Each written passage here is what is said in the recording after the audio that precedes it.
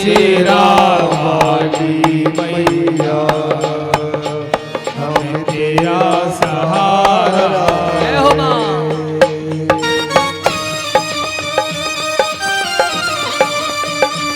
जय हो।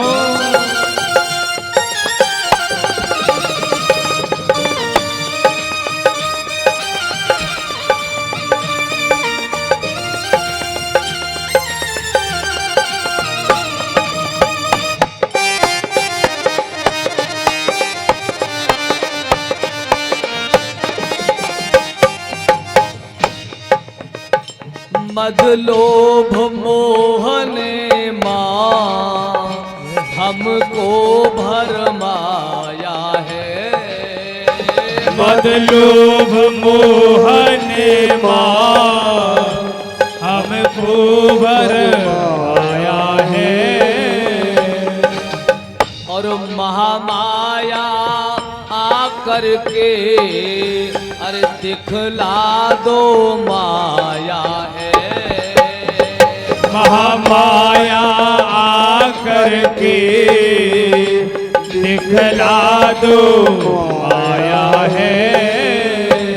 मझधार पड़ी नैया, मझधार पड़ी नैया और मातूर किनारा है। शेरा वाली मैया हमें तेरा सहारा है।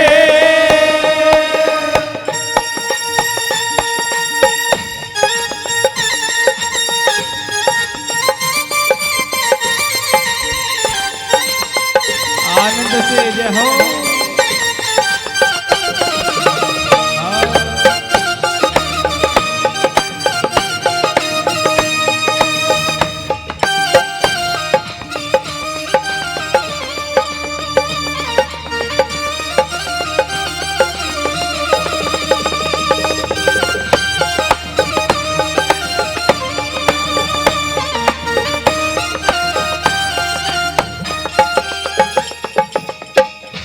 हम तेरे बालक हैं हे माँ, अरे हम तेरे ये बालक हैं और तू सबकी माता है। हम तेरे बालक हैं तू सबकी माता है। और कितना अनुपम अपना, कितना अनुपम अपना ये पावन नाता है। ये कितना अनुपम अपना ये पावन नाता है। और राकेश सिर्फ चाहे, राकेश सिर्फ चाहे अरे बस प्यार तुम्हारा है। शेरा वाली मैया हमें तेरा सहारा है। शेरा वाली मैया हमें तेरा सहारा है। शेरा वाली मैया हमें तेरा सहारा है। शेरा वाली मैया हमें तेरा सहारा।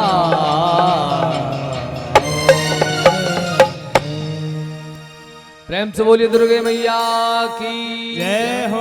शंकर भगवान की जय हो। बोली जय रामचंद्र की जय हो। बोले कृष्ण भगवान की जय हो। बाबा नीम करोड़ी महाराज की जय हो। एवं प्रेम से बोलिए जय जय श्री राधे।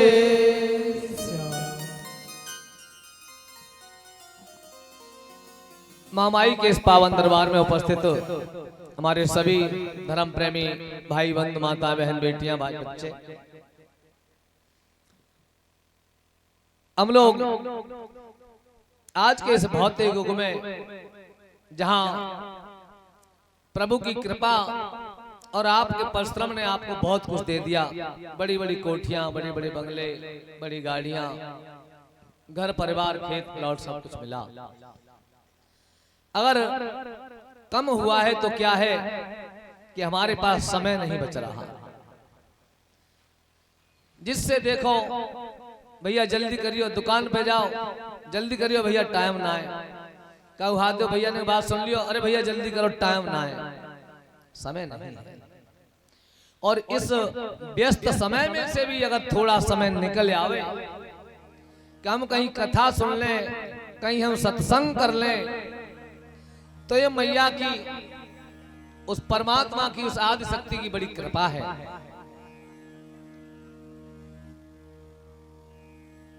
लेकिन हम लोग कभी कभी तो चाह कर भी समय हो तो भी समय को गंवा देते हैं। लेकिन जितना समय मिले उतना मन लगा करके ध्यान कर लो, सत्संग कर लो, बड़ों के पास बैठ लो, समझ लीजिए हमारा उद्धार है। जरूरी नहीं है कि हम 4 घंटे बैठ के ही भजन करें और भजन में मन नहीं लगे, मन वहीं पड़ा है कि कहाँ आलू पड़े होंगे, कहाँ लड़का पड़ रहा है, नाती की छुट्टी है गई हो, बाय लेवे जानो है, तो फिर वो भजन का एक छोटा सा दृष्टांत हमें याद आता है। भारतीय संस्कृति के, सनातन धर्म के एक ऐसे समाज सुधारक जिन पर स्वयं साक्षात हनुमान जी की कृपा थी, श्री रामचरितमानस के रचयिता गोस्वामी तुलसीदास जी अपनी कुटिया में बैठे हैं, नित्य प्रति भगवान का ध्यान करें। एक दिन कुछ संत इकट्ठे हुए और संतों ने इकट्ठे होकर के सोचा, भैया हम लोग महात्मा हो गए, हाथ में कमंडल लेके इधर उधर घूमते हैं, कहूं निकलो इधर उधर जाओ, अरे बाबा जहां कहां घूम रहे हो, भजन करो। तो एक दबाव रहता है, एक तनाव रहता है। चलो गोसाई बाबा के पास पहुंचे। दुनिया को समय निर्धारित है, 8 घंटा की ड्यूटी, 6 घंटा की ड्यूटी, काऊ की 4 घंटा की ड्यूटी, काऊ की 24 घंटा की ड्यूटी। जब सबकी ड्यूटी निर्धारित है तो कछु हमारा उस समय निर्धारित है जाए। संत इकट्ठे हुए और पहुंचे गोसाई बाबा के पास में। गोस्वामी तुलसीदास जी के पास जाकर के पहुंचे, गोसाई बाबा ने आओ भगत की और पूछा, संतों किस आगमन का प्रयोजन क्या है।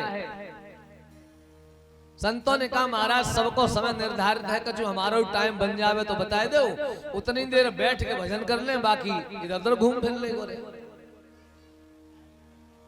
गोसाई बाबा ने प्रभु का ध्यान किया, उन्हें प्रेरणा हुई और गोसाई बाबा ने कह दिया कि प्रभु की प्रेरणा, प्रभु के द्वारा मुझसे कहलवाया जा रहा है कि आप एक घड़ी बैठ करके मन लगा करके भजन करना।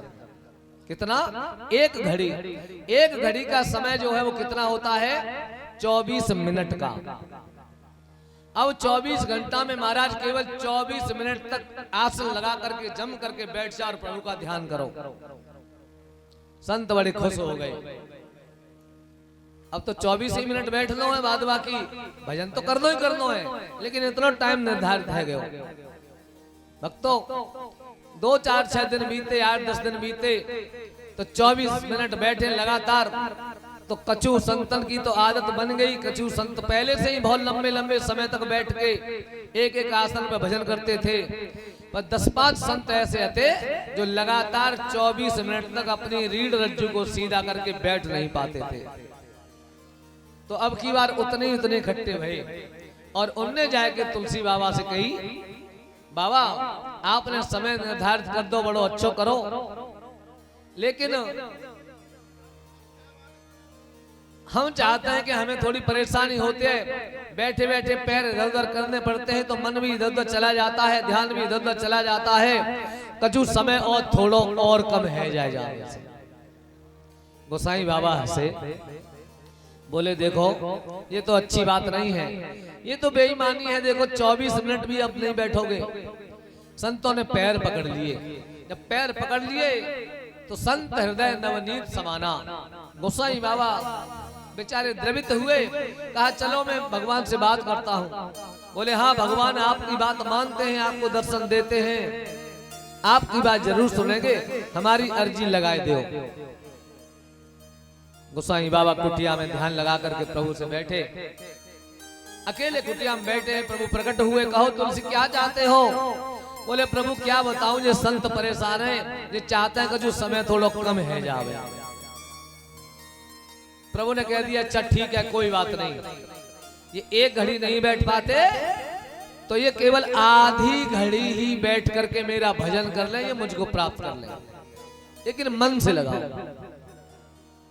बस संतों को बताया, संत बड़े खुश हो गए। चारों तरफ तुलसी बाबा की जय जयकार, भगवान की जय जयकार, और संत बड़े खुश। बस आधी घड़ी यानी 12 मिनट बैठना है बस, अब ज्यादा टाइम नहीं है, इतनी देर तो बैठेंगे।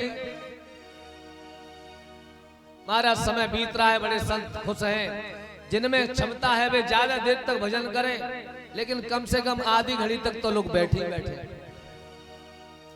समय बीता, एक दिन की बात, एक आश्रम पे एक बड़े बूढ़े बाबा आते, बेचारे बुजुर्ग।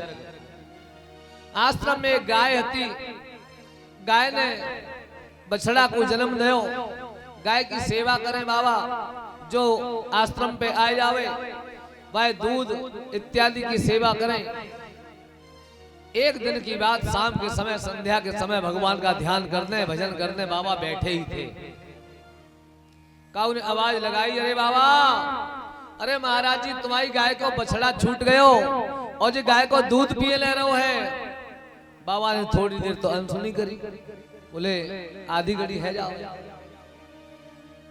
फिर काऊ ने आवाज लगाई, महाराज अरे बाबा कितने चले गए, बछड़ा ने सारा दूध पी लियो। बाबा फिर रुके थोड़ी देर, फिर काऊ ने आवाज लगाई, अब बाबा पे ना रुको गयो कि बछड़ा ने अगर सारा दूध पी ले तो रात की प्रसादी हो जाएगी और कोई आएगा तो बाबू की सेवा नहीं बन पाएगी। बड़े बूढ़े बाबा, बुजुर्ग बाबा बेचारे उठ के गए, देखो तो बछड़ा बड़ी जोर से दूध पी रहा और गाय माता अपने बछड़े को बड़े प्यार से दूध पिला रही। बाबा ने जाकर के बार बछड़ा की छोटी सी रस्सी पकड़ी और वह खींचने लगे। आप जानते हो जब बच्चा माँ का दूध पी रहा हो, उसे माँ नहीं चाहती है कि मेरा बच्चा अलग हो जाए, बेटा भी, बच्चा भी नहीं चाहता है कि मैं माँ को छोड़ दूं। अब वो बछड़ा महाराज बहुत जोर से दूध पिए, बाबा खींचे तो गाय साथ साथ खींची चली आवे। बाबा ने कहा करो जोर को झटका मारो, जैसे ही जोर को झटका मारो सो रस्सी टूट गई, सो बाबा दूर गिर जाएगा। और जब तक बाबा उठ के आए बेचारे लंगड़ात लंगड़ू, तब तक तो बछड़ा ने सारा दूध पी ले। गाय ने बछड़े को अपने आप अलग कर दिया, टूटी रस्सी जोड़ी, बछड़ा को बांधो। बाबा बड़े परेशान है। सवेरे उठे और विचार कर रहे हैं कि अगर 12 मिनट यानी आधी घड़ी को बंदिश न होती, बंधन न होतो तो हम अपने भगवान को भजन कर रहे होते, उठ बैठते पहले ही जाए बांध देते। विचार करो, चलो तुलसी बाबा से एक बार और बात करके देख। पहुंच गए गोसाई बाबा के पास, सोच रहे हैं, संकोच तो लग रहे हो है। गोसाई बाबा ने आकर के उनका सेवा सत्कार किया और पूछी, कहो अब तो खुश हो ना?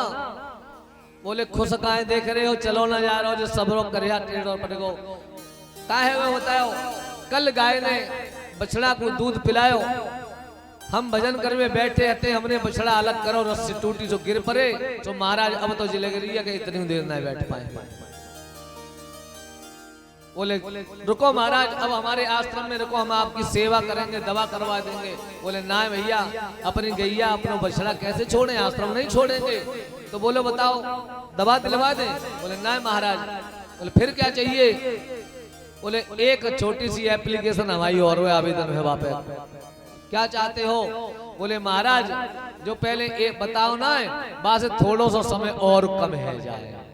गोसाई बाबा गुस्सा है कि बोले लज्जा आनी चाहिए, संकोच होना चाहिए आपको। बताओ, उंगली पकड़ के, गांव में कहते हैं उंगली पकड़ के पहुंचो, पकड़ दो। इतना समय कम हो गया, और क्या चाहिए? तो बड़े बूढ़े बाबा ने तुलसीदास जी के पैर पकड़ ले, अब पैर नहीं छोड़े। द्रवित हो गए तुलसीदास और मन में सोचा, मैंने अपने लिए प्रभु से कभी कुछ नहीं मांगा, मर जाऊं मांगू नहीं अपने तन के काज, संत जनन हित मांगने मोहे न आवे लाज। मैं अपने संत के लिए एक बार प्रभु से जरूर कहूंगा। अरे मान जाएंगे प्रभु, अच्छी बात है, नहीं मानेंगे तो मेरे का घटेगा, लेकिन कहूंगा जरूर। गोस्वामी तुलसीदास जी अपनी कुटिया में फिर बैठे, प्रभु का ध्यान किया। जैसे ध्यान किया प्रभु प्रकट हो गए। अब की बार उन्होंने पूछी नहीं, क्योंकि उनसे क्या छिप सकता है। संत कहते हैं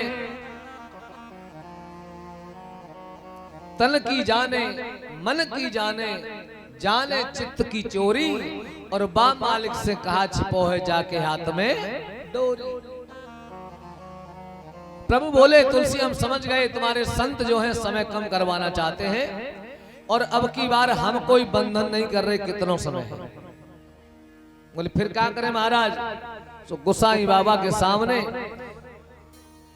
और प्रभु ने एक पत्र पढ़ा है और उस कागज को लेके और कोरे कागज पे दस्तखत कर दे, ले तुलसी हमने कोरे कागज पे दस्तखत कर ले, अब तो जितनो चाहो उतनो लिख ले। मेरे गोसाई जी ने एक दोहा लिखा, एक घड़ी आधी घड़ी, आधी उसे पुण्य आध, तुलसी संगत साध की हरे कोट अपराध।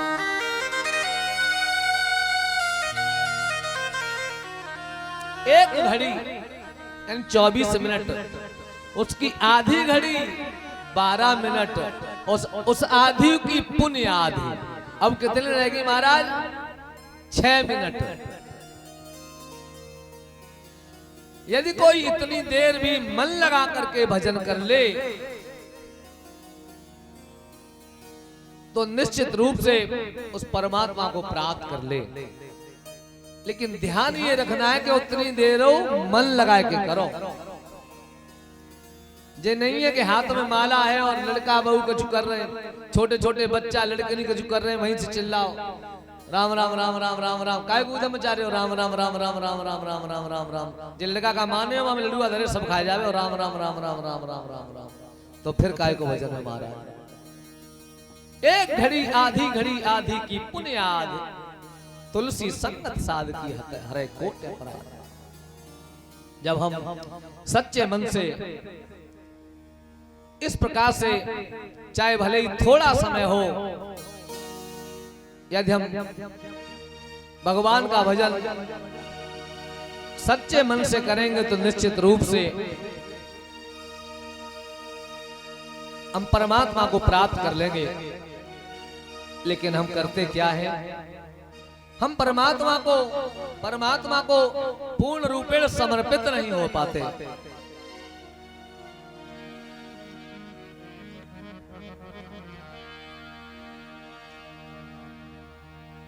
आइए 4 लाइन का एक भजन सुनिए, उसके बाद कथा शुरू करें। अरे बाबुले तू अपने ही और मद में बैठा चूर है। अरे बाबुले तू अपने ही और मद में बैठा चूर है, और इसीलिए तो परमेश्वर भी तुझसे कोसों दूर है। और इसीलिए तो परमेश्वर भी तुझसे कोसों दूर है। हाँ, इसीलिए भी परमेश्वर भी तुझसे कोसों दूर है। अरे बाबुले तू अपने ही मद में बैठा चूर है, इसीलिए तो परमेश्वर भी तुझसे कोसों दूर है। इसीलिए तो परमेश्वर भी तुझसे कोसों दूर है।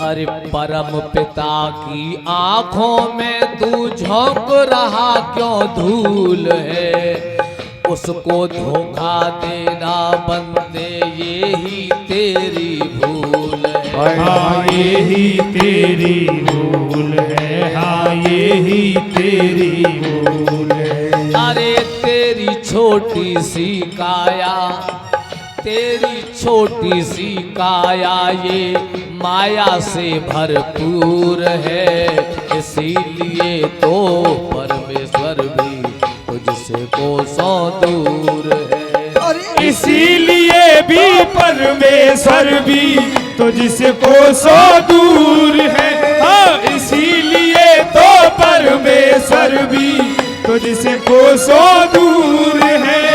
जय हो।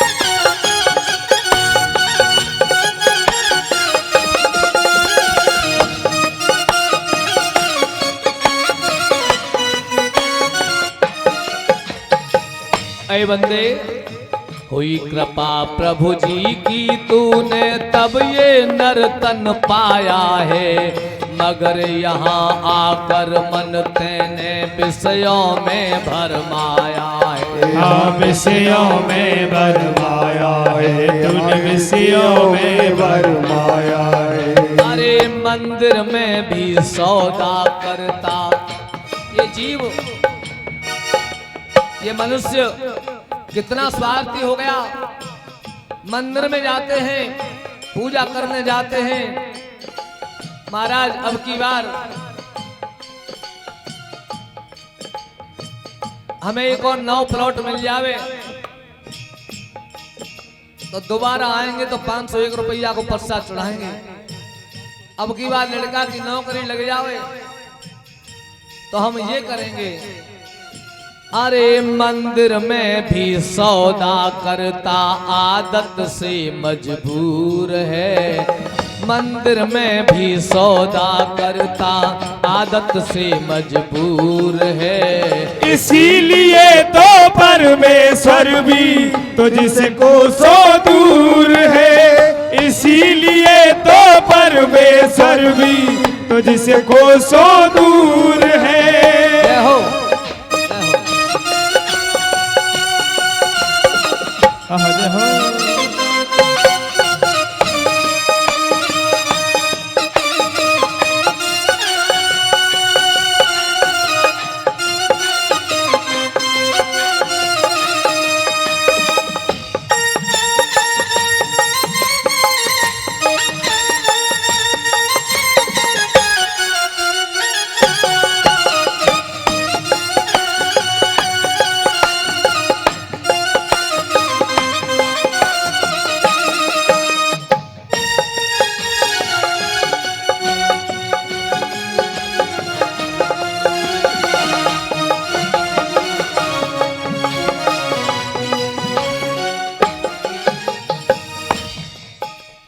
बड़े विचार करने योग्य बात है। ये जीव भूल जाता है, मानव का शरीर पाकर के उस परमात्मा की महिमा को अनदेखा करने लगता है। तब कहा गया, उसे न बस में कर सकते हो दौलत के भंडार से। अगर दौलत के भंडार से, पैसे से भगवान खरीदे जाते तो अब ये सब भगवान जो होते ना, पैसे वालों की तिजोरी में बंद होते, हम आप जैसे भक्तों को दर्शन कहाँ मिलता। उसे न बस में कर सकते हो दौलत के भंडार से, तो फिर भगवान मिले कैसे?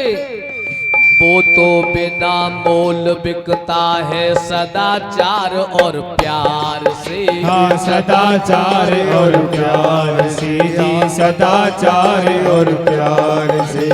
उसे न बस में कर सकते हो दौलत के भंडार से, वो तो बिना मोल बिकता है सदाचार और प्यार से, हाँ, सदाचार और प्यार से। अरे जुड़ा न अब तक सीधा नाता। कितनी बार बद्रीनाथ,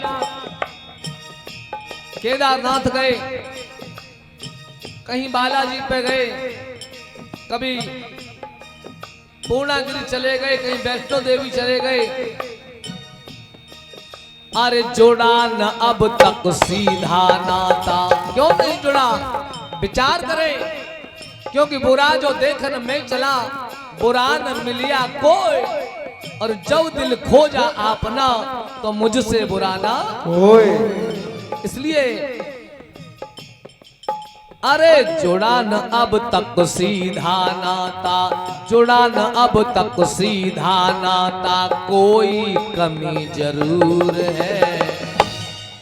अरे जुड़ा न अब तक सीधा नाता, कोई कमी जरूर है। इसीलिए तो परमेश्वर भी तुझसे कोसों दूर है। इसीलिए तो परमेश्वर भी तुझसे कोसों दूर है। अरे बाबुले तू अपने ही मद में बैठा चूर है। अरे बाबुले तू अपने ही मद में बैठा चूर है। इसीलिए तो परमेश्वर भी तुझसे कोसों दूर है। हाँ, इसीलिए तो परमेश्वर भी तुझसे कोसों दूर है। इसीलिए तो परमेश्वर भी तुझसे कोसों दूर।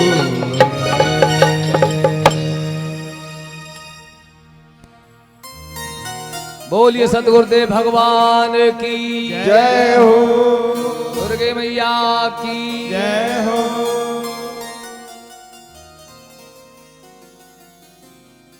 प्रभु कथाओं के रसज्ञ श्रोता बंधु, कल आप और हम मिलकर के इसी दरबार में जब हर चर्चाएं कर रहे थे, तो व्यास जी के द्वारा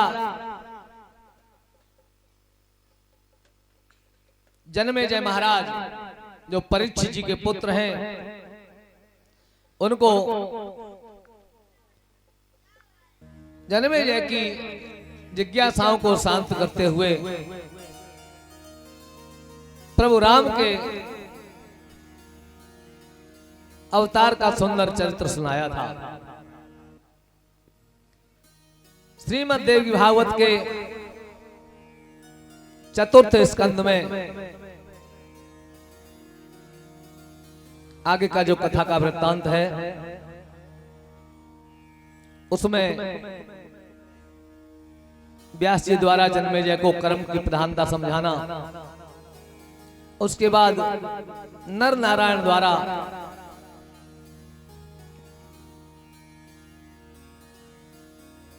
तपस्या की गई। और हम लोग हर ग्रंथ में यही सुनते हैं कि जब जब कोई तपस्या बहुत अधिक करता है तो सबसे ज्यादा चिंता देवराज इंद्र को होने लगती है। इंद्र को चिंता हुई तो उन्होंने माया प्रकट की और तरह तरह की अप्सराएं उत्पन्न करके नर और नारायण के उस तप को खंडित करने का प्रयास किया। नारायण ने उन अप्सराओं के दंभ को दूर करने के लिए उर्वशी को प्रकट किया और इसी प्रसंग में व्यास जी द्वारा जन्मेजय को प्रहलाद जी का चरित्र संक्षेप में सुनाया। व्यास जी कहते हैं, राजन,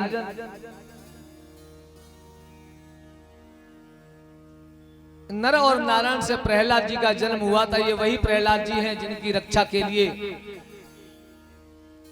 दैत्य कुल में उत्पन्न होने के बाद भी भक्त थे और इनकी रक्षा के लिए, इनके कष्ट को दूर करने के लिए भगवान को स्वयं 12 कुकर, सूकर, कूर्म इत्यादि अवतारों के बाद नरसिंह का अवतार धारण करना पड़ा। ये बहुत संक्षेप में प्रहलाद का चरित्र है इस ग्रंथ में। जब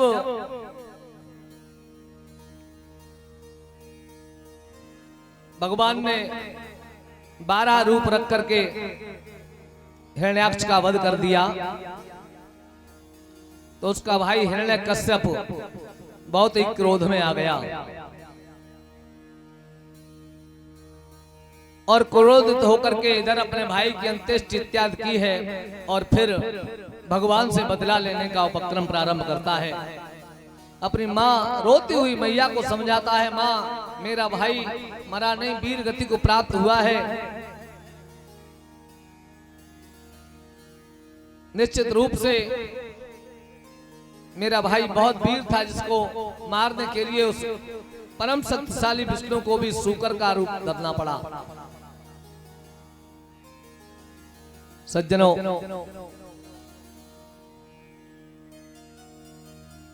प्रसंग आता है, तपस्या करने हिरण्यकश्यप गया और तपस्या में उसने ब्रह्मा जी की घोर तपस्या की और ब्रह्मा जी की घोर तपस्या करके